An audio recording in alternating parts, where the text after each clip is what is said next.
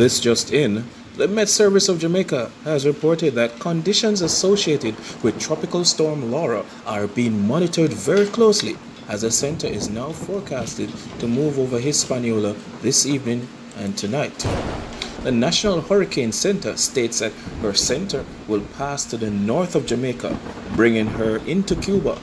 This means that the outer bands will be close enough to bring showers to Jamaica late Sunday and into Monday. A tropical storm is a tropical cyclone that has maximum sustained surface winds ranging from 39 to 73 miles per hour or 34 to 63 knots.